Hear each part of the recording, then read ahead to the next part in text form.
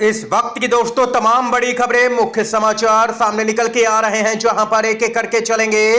दिन भर की सभी लेटेस्ट अपडेट आप तक आगे इसी वीडियो में पहुंचाएंगे, जहां पर पहली और सबसे बड़ी खबर में बात होगी कई मुस्लिम संगठनों की हुंकार, राष्ट्रपति की मंजूरी मिलते ही वक्फ कानून का देश भर में जोरदार विरोध, मोदी शाह में हड़कंप। दूसरी बड़ी खबर में दोस्तों बात होगी वक्फ कानून में विरोध के बीच सुप्रीम कोर्ट के जज उतरे हैं मुसलमानों के समर्थन में, मोदी सरकार को जमकर के लताड़ा बीजेपी बैकफुट पर। इसको लेकर के भी ताजा खबर आ रही है सुप्रीम कोर्ट के जज का, जानेंगे पूरा बयान, बात होगी दोस्तों आगे वीडियो में। तीसरी बड़ी खबर में बताएंगे आरएसएस यहां पर कर सकता है योगी की छुट्टी, सपा के नेता का बड़ा दावा आया है सामने, समाजवादी पार्टी के नेता का क्या कुछ कहना है बताएंगे, बात होगी आगे दोस्तों खबरों में। नीतीश कुमार की मुश्किलें बढ़ चुकी है, सीएम आवास का घेराव, कांग्रेस पार्टी ने किया ऐलान, मुस्लिम संगठनों ने पुतला फूंका, जोरदार विरोध। एक एक करके सभी बड़ी खबरें विस्तार से आप तक पहुंचाएंगे दोस्तों, पूरा वीडियो देखिएगा। खबरों की तरफ बढ़ते हैं उससे पहले अगर आप लोग भी खुले तौर पर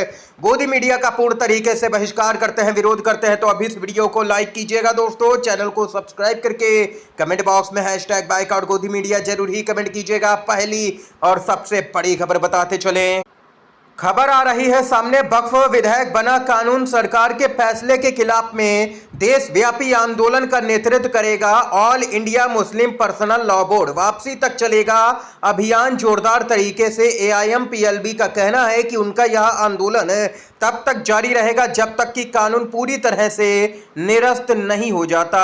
all India Muslim personal law board ने कहा है कि कुछ दलों के द्वारा भाजपा के सांप्रदायिक एजेंडे को दिए गए समर्थन ने उनके तथाकथित धर्मनिरपेक्ष मुखौटे को पूरी तरह से उजागर कर दिया है। एआईएमपीएलबी, नीतीश कुमार की party JDU, TDP, Chandrababu Naidu की जो पार्टी है, चिराग पासवान की एलजेपी, आरएलडी, जयंत चौधरी की, इन सभी पार्टियों पर हमलावर है। और एनसीपी जो है अजीत पवार की पार्टी, उसने भी वक्फ बिल का यहां पर समर्थन किया, जिसके बाद में मुसलमानों में जबरदस्त गुस्सा इन पार्टियों को लेकर के नजर आ रहा है। ये पार्टी पूरी तरह से अब बेनकाब हो चुकी हैं।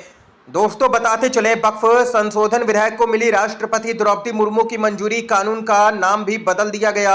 वक्फ संशोधन विधेयक 2025 को राष्ट्रपति द्रौपदी मुर्मू की मंजूरी मिल गई। इस संबंध में गजट अधिसूचना जारी होने के साथ ही वक्फ अधिनियम 1995 का नाम भी बदल करके unified Waqf management empowerment efficiency and development अधिनियम 1995 हो गया है।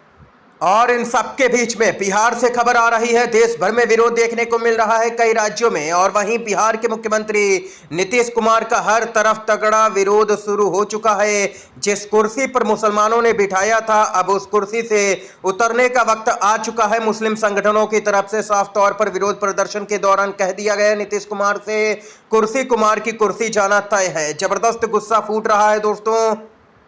और इस दौरान यहां पर मुस्लिम संगठनों के लोगों ने जोरदार नीतीश कुमार का विरोध किया है, और नीतीश कुमार का पुतला भी यहां पर लेकर के नजर आए मुस्लिम संगठन के लोग। ये यहां पर अपडेट आई है दोस्तों सामने निकल के, जबरदस्त तरीके से यहां पर नीतीश कुमार की मुश्किलें बढ़ती हुई नजर आ रही हैं। इन सबके बीच में खबर आ रही है, आरजेडी ने वक्फ बिल के खिलाफ में सुप्रीम कोर्ट जाने का फैसला किया। तेजस्वी यादव का ऐलान, किसी कीमत पर वक्फ कानून लागू नहीं होने देंगे। बिहार में तेजस्वी यादव ने साफ कर दिया है कि वो अल्पसंख्यकों के मुद्दों पर नरम रुख नहीं अपनाएंगे किसी भी कीमत पर। कांग्रेस, डीएमके, आरजेडी, आम आदमी पार्टी सभी खुलकर के स्टैंड ले रहे हैं। सपा भी तैयारी कर रही है, भले ही मीडिया उन्हें यहां पर गलत ठहराने में जुटी हो। तेजस्वी यादव बिहार के अगले मुख्यमंत्री बन सकते हैं। बिहार के यहां पर 50% से भी ज्यादा लोगों की पहली पसंद है तेजस्वी यादव, यानी कि नीतीश कुमार की पहले से ही मुश्किलें बढ़ी हुई थी जेडीयू की, और अब तो यहां पर चौतरफा हारेगी एनडीए गठबंधन दोस्तों बिहार के विधानसभा चुनाव में। इसके साथ ही एक और बड़ी खबर की तरफ बढ़ते हैं दोस्तों, यूपी की राजनीति में बड़ा उलटफेर हो सकता है। समाजवादी पार्टी के नेता आईपी सिंह ने किया है ट्वीट, और ऐसा खुलासा कर दिया है जिसने बीजेपी और आरएसएस के बीच में जो मतभेद है वो पूरी तरह से उजागर कर दिया है।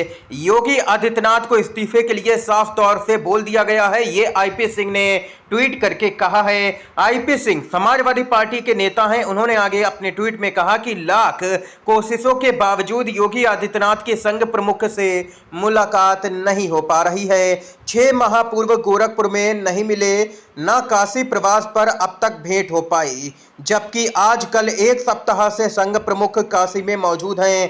पीएम के कार्यक्रम के निरीक्षण के बहाने योगी इसी दौरान काशी भी हो आए, पर मुलाकात नहीं हुई है। ये आईपी सिंह ने दोस्तों ट्वीट किया है। और हाल के दिनों में योगी आदित्यनाथ खुद ही बयान जारी करके कह चुके हैं कि वे दिल्ली नहीं बल्कि गोरखपुर जाना चाहते हैं। यानी कि कुल मिलाकर के कहा जाए अटकलों का बाजार गर्म है। क्या 27 से पहले कोई बड़ा परिवर्तन देखने को मिल सकता है? दोस्तों, आप लोगों की क्या कुछ राय है इस खबर को लेकर के बता सकते हैं कमेंट बॉक्स में कमेंट करके। जो अगली जानकारी आ रही है बताते चलें। खबर आ रही है दोस्तों, सबसे ज्यादा नफरती भाषण अल्पसंख्यकों के खिलाफ में दिए जाते हैं। सुप्रीम कोर्ट के जस्टिस बोले, चुनावी लाभ पाने के लिए नेता करते हैं इस्तेमाल। इशारों ही इशारों में बीजेपी को जबरदस्त तरीके से सुनाया।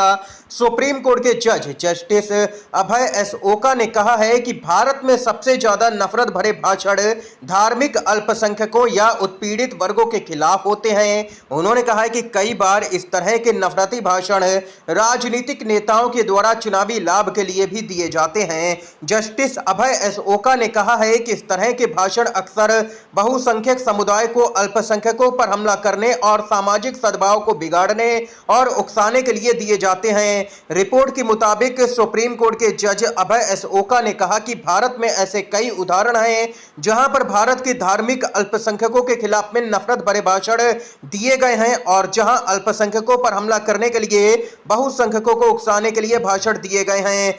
दोस्तों, यहां पर बताते चलें, सुप्रीम कोर्ट के जज ने आगे कहा है कि हालांकि इस तरह के भाषण भारतीय दंड संहिता और जनप्रतिनिधित्व अधिनियम के तहत में अपराध है, लेकिन इस पर अंकुश लगाने का प्रभावी तरीका जनता को शिक्षित करना है। ऐसे नेताओं के बहकावे में नहीं आना है जो यहां पर लोगों को भड़काने का काम करते हैं। दोस्तों, बताते चले, लोकसभा चुनाव हो या विधानसभा का चुनाव, हर जगह पर बीजेपी के नेता नफरती भाषण देते हुए नजर आते हैं और चुनाव आयोग का लगातार रिकॉर्ड रहा है 14 के बाद से कोई भी कार्रवाई देखने को ही नहीं मिलती है। बीजेपी के बड़े नेताओं पर लगातार हिंदू मुस्लिम के नाम पर वोट मांगे जाते हैं, लेकिन फिर भी कोई कार्रवाई नहीं होती है। और पूरे मामले पर अब सुप्रीम कोर्ट के जज भी जबरदस्त तरीके से दोस्तों भड़के हैं। आप लोग सुप्रीम कोर्ट के जज की तमाम बातों से अगर सहमत है तो वीडियो को लाइक करके ज्यादा से ज्यादा अपना समर्थन दर्ज करवाइएगा। दोस्तों, अगली अपडेट की तरफ बढ़ते हैं।